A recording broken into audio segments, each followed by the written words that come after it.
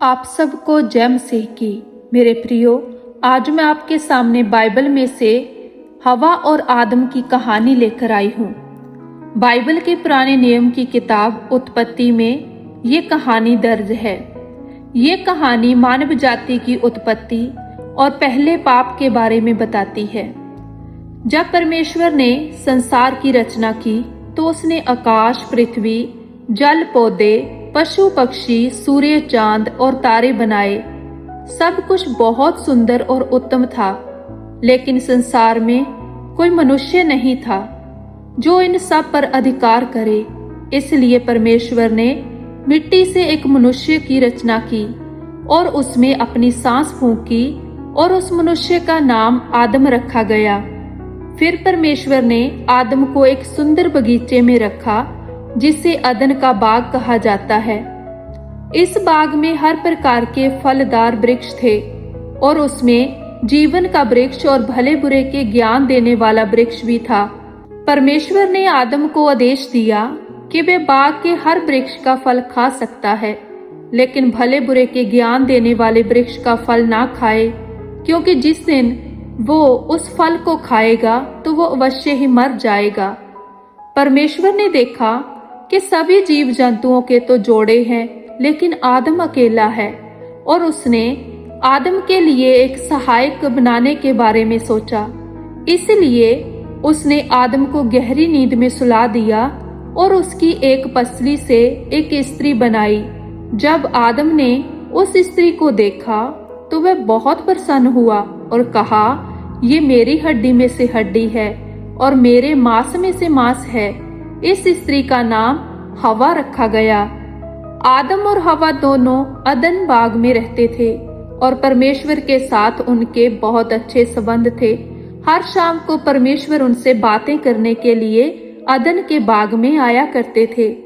वे नंगे थे, फिर भी उन्हें शर्म नहीं आती थी, क्योंकि पाप नहीं था।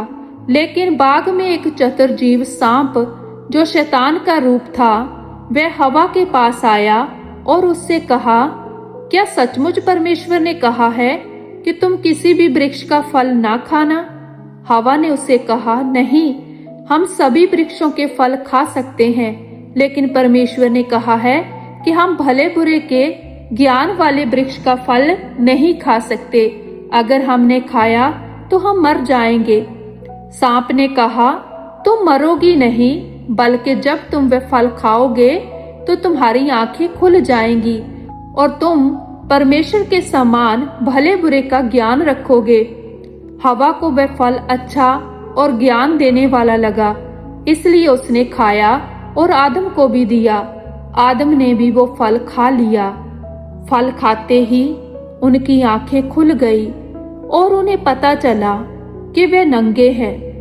उन्होंने अंजीर के पत्तों से अपने लिए वस्त्र बनाए। जब परमेश्वर बाग में आए तो आदम और हवा डर के मारे छिप गए। परमेश्वर ने पुकारा, आदम, तू कहाँ है? आदम ने उत्तर दिया, मैं डर गया क्योंकि मैं नंगा हूँ, इसलिए मैं छिप गया। तब परमेश्वर ने पूछा, क्या तूने वे फल खा लिया जिससे मैंने मना किया था? आदम ने हवा को दोषी ठहराया और कहा, जो औरत तूने मुझे दी उसी ने मुझे ये फल दिया। और हवा ने सांप को दोषी ठहराया और कहा, मुझे तो सांप ने बहका दिया। तब परमेश्वर ने तीनों को दंड दिया। सांप को श्राप मिला कि वह जीवन भर पेट के बल चलेगा और मनुष्य से शत्रुता रखेगा। हवा को भी प्रसव पीड़ा और पति के अधीन रहने का दंड मिला। आदम को भी ये दंड मिला कि वो पसीना बहाकर खेती करेगा और फिर खाएगा। इसके बाद परमेश्वर ने आदम और हवा को बाग से निकाल दिया और जीवन के वृक्ष की रक्षा के लिए एक फरिश्ता और एक जलती हुई तलवार तैनात कर दी। प्रियो, इस प्रकार जब आदम और हवा ने परमेश्वर की आज्ञा की उल्लंघना की और पाप किया तो उनके जीवन में दुख और परेशानियां आई। मेरे प्रियो, कहानी से हम ये सीखते हैं कि परमेश्वर की आज्ञा से जब हम फिर जाते हैं तो हम पाप करते हैं और पाप का दंड मृत्यु है।